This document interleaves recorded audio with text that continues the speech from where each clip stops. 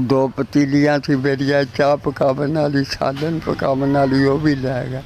ਉਹ ਵੀ ਦਾਲ ਪਾਣੀ ਛੱਡੀ। ਇੱਥੇ ਮੇਰੀ ਮਾਂ ਵੀ ਫੌਤ ਹੋ ਗਈ, ਪਿਓ ਵੀ ਫੌਤ ਹੋ ਗਿਆ। ਭੈਣਾਂ ਭਰਾ ਮੈਨੂੰ ਛੱਡ ਗਿਆ ਮਾੜਾ ਸਮਝ ਕੇ, ਗਰੀਬ ਸਮਝ। ਮੈਂ ਕਦੀ ਕਿਸੇ ਨੂੰ ਤੰਗ ਹੀ ਨਹੀਂ ਕੀਤਾ। कोई दे देवे ना देवे उनका भी भला, मैं चुप कर रहा। अस्सलाम वालेकुम नाज़रीन, मैं हूं आपका मेज़बान अहमद बिलाल और आप देख रहे हैं ABR न्यूज़। दीवार क्या गिरी मेरे कच्चे मकान की, लोगों ने गुजरने का रास्ता बना लिया। तो शायद शायर ने इसी मौके पे कहा है, जो मेरे साथ बाबा जी बैठे हैं, मेरे साथ जो बुज़ुर्ग बैठे हैं, इनकी बारिशों की वजह से ये जो इनका मकान है ये खस्ता हालत में हो चुका है, ये गिर चुका है। इनकी चारों तरफ जो दीवारें हैं वो बारिशों की वजह से गिर चुकी हैं। ये अकेले ज़िंदगी गुजार रहे हैं। ये तो हम इनसे ही जानते हैं कि ये किस हाल में ज़िंदगी गुजार रहे हैं। तो वो शायर ने भी क्या खूब कहा है, सागर सिद्दीकी साहब ने, कि ज़िंदगी काटी है जबरे मुसलसल की तरह, न जाने किस जुर्म की पाई सज़ा कुछ याद नहीं। आओ आलम मदहोशी में एक सजदा करें कि लोग कहते हैं कि सागर को खुदा याद नहीं। आइए बाबा जी से हम बात करते हैं तो और बाबा जी का हाल हम उन्हीं की ज़ुबानी जानते हैं। जी अस्सलाम वालेकुम। वालेकुम सलाम। बाबा जी की नाम है तुहाडा? मोहम्मद साबित है। तो बाबा जी इत्थे कितनी देर तो रह रहे हो मकान 'च? मैं पुत्र जम्मिया ही इत्थे सा। मेरा ख्याल कि 63 साल हो चले ने, 62 साल। तो तुहाडी शादी वगैरह नहीं हुई? शादी हुई सी अज तो 20 साल पहले।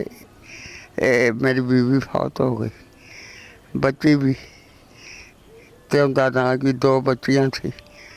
वो मेरे भरा ने ब्याहती जवान हुई। तो मैं तो कुछ करन जोगा नहीं, साह का मरीज आ। हिलता जुलता मेरा बदन है, वेंदे ही पै गए तुसीं सारा, सर तो लैके पैरों तक।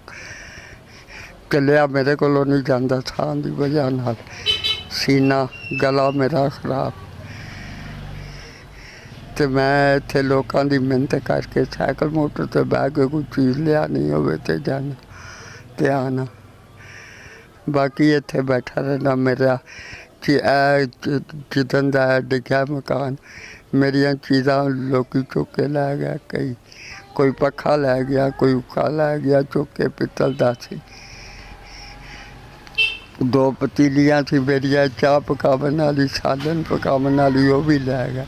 वो भी दाल पानी छड्डी, सिल्वर स्टील दी।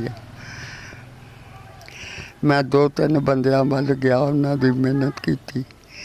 उन्होंने हाँ कहती मगर बाद च मिले ही नहीं अज तक। मेरे को बार बार तो किते जाया नहीं जाता।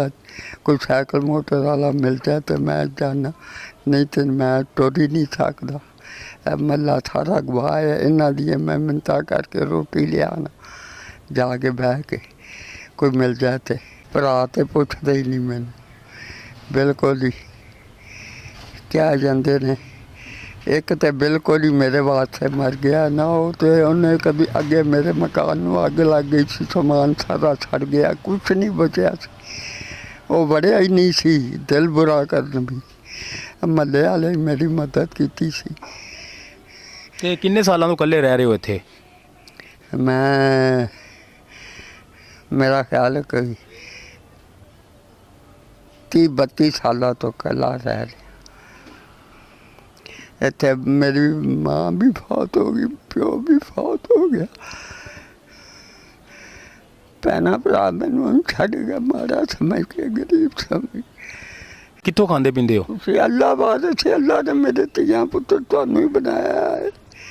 जिन्हों कहता तुहानू कहता तुसीं लैती, उन्हें कहता उन्होंने लै तो उन्हें लैती। जाया भरा मेरा एक जेड़ा उनकी मिहनत करा तो वो दे देंदा, वो भी बाल बच्चेदार है। तो उनका नाम की है। मैं कदी किसी को तंग ही नहीं किया।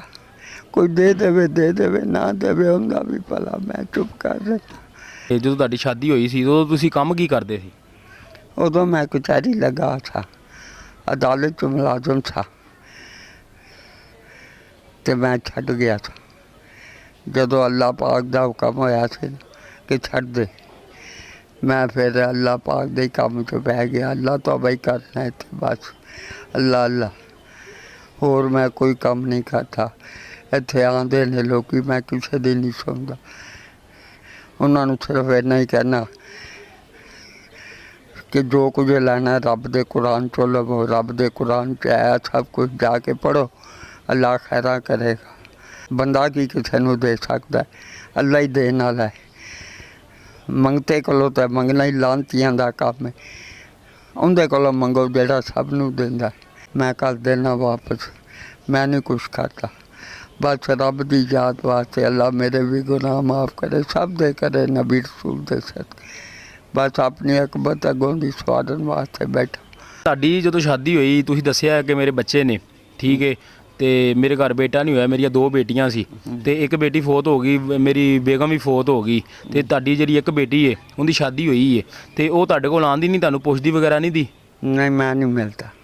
ਕਿਉਂ ਨਹੀਂ ਮਿਲਦੇ ਹੋ? ਨਹੀਂ, ਬਸ ਉਹਨਾਂ ਨੇ ਵੀ ਮਿਲਣ ਦੀ ਕਦੀ ਕੋਸ਼ਿਸ਼ ਨਹੀਂ ਕੀਤੀ ਕਿ ਮੇਰੇ ਵਾਲਦ ਸਾਹਿਬ ਨੇ ਇਕੱਲੇ ਰਹਿ ਰਹੇ ਨੇ, ਕਿਤੋਂ ਖਾਂਦੇ ਪੀਂਦੇ ਨੇ? ਨਹੀਂ। ਕੀ ਵਜ੍ਹਾ ਹੈ? ਉਹ ਤੇਰਾ ਆਪਣਾ ਇਹ ਤੇ ਪੱਲਾ ਚੁੱਕੀਏ ਢਿੱਡ ਨੰਗਾ ਹੁੰਦਾ। ਨਹੀਂ, ਬਸ ਜਵਾਈ ਜਿਹੜੇ ਨੇ ਤੁਹਾਨੂੰ ਪਤਾ ਹੀ ਹੈ ਅੱਜ ਕੱਲ੍ਹ ਦੇ, ਅੱਲਾ ਦੀ ਆਸ ਕੋਈ ਚੰਗਾ ਬੰਦਾ ਮਿਲ ਜਾਏ ਜ਼ਿੰਦਗੀ ਸੌਰ ਜਾਂਦੀ ਹੈ, ਮੰਦਾ ਮਿਲ ਜਾਏ ਤਾਂ ਉਹ ਅੱਜ ਕੱਲ੍ਹ ਮੌਤ ਦਾ ਤੁਹਾਨੂੰ ਪਤਾ ਲੋਕ ਹੀ, ਮੈਂ ਕੀ ਕਹਿ ਸਕਦਾ, ਰੱਬ ਦੀ ਸਬੂਤ। ਉਹ ਆਪਣੇ ਘਰ ਸ਼ਾਦ ਬਾਦ ਰਹਿਣ, ਦੁਆ ਕਰ ਛੱਡੀ ਦੀ, ਅੱਲਾ ਉਹਨਾਂ ਦੇ ਨੇਕ ਨਸੀਬ ਕਰੇ। ਬਸ ਮੈਂ ਤਾਂ ਰੋਟੀ ਖਾਣੀ, ਉਹ ਮੈਨੂੰ ਇੱਜ਼ਤ ਦੀ ਰੋਟੀ ਦਿੰਦਾ। ਜੇ ਉਹ ਪੱਥਰ 'ਚ ਕੀੜੇ ਨੂੰ ਦੇ ਸਕਦਾ ਤਾਂ ਬੰਦੇ ਨੂੰ ਕਿਵੇਂ ਨਹੀਂ ਦਿੰਦਾ। ਬਸ ਖਾ ਛੱਡਣਾ ਮੈਂ। ਜੇ ਮੈਂ ਗਲਤ ਬੰਦਾ ਹੁੰਦਾ تو میں کچہری جمیں لگا تھا، میں بڑا کچھ بنا سکتا تھا، میں لعنت بھیجی، میں حرام پیسہ ایک نہیں کھادا۔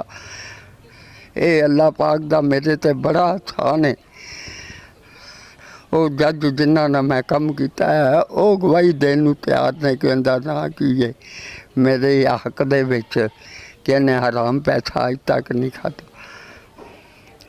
میں اپنی اگوں دی سوارنا پیا، مینوں اے دنیا دی کوئی نہیں ہے، دنیا تے ہے ایک ڈرامہ ہے، اصل زندگی تے اگے شروع ہونی۔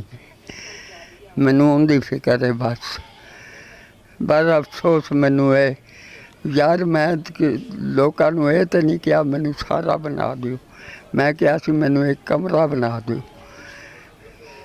جندے چ میں بیٹھا۔ میرا نہیں کمرہ بنانا، تسی جنت چ اپنا محل بنانا ہے۔ میں بیٹھا اللہ اللہ کرتا رہا اپنی، اجر تانوں ملتا رہے گا، ایک کمرہ نہیں کسے بنا کے دیتا۔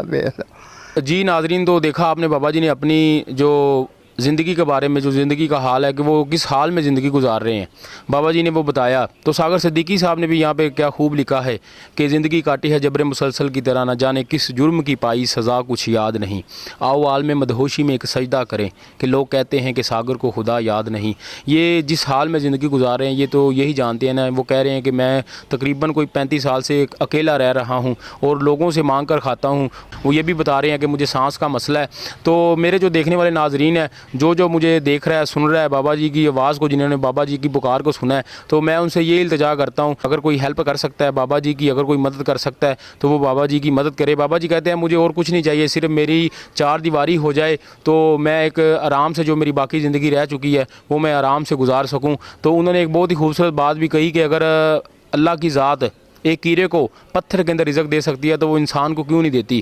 تو یہ تو اشرف المخلوقات ہیں ہم لوگ، ہم امت محمدیہ کے اندر سے ہیں، تو اللہ کی نیک مخلوق ہیں، امت محمدیہ کے اندر ہیں ہم جو ہیں۔ اگر کوئی بابا جی کی مدد کرنا چاہتا ہے تو وہ قصور سٹی کے اندر کوٹ اعظم خان کے اندر آ کر، بابا جی کا گھر وہاں پر موجود ہے، کسی سے بھی وہ پوچھ سکتا ہے تو بابا جی کی آ کر وہ مدد کر سکتا ہے۔ تو اسی کے ساتھ اپنے میزبان احمد بلال کو اجازت دیجیے۔ اگر آپ کے پاس بھی کوئی کہانی ہے، آپ کے پاس بھی کوئی سٹوری ہے تو ہمیں بتائیے، ہم بنیں گے آپ کی آواز ABR نیوز۔ ہمارے چینل کو لائک کریں، سبسکرائب کریں، شیئر کریں، بیل آئیکن دبائیں تاکہ ہماری ہر آنے والی ویڈیو کی اپڈیٹ آپ تک پہنچتی رہے۔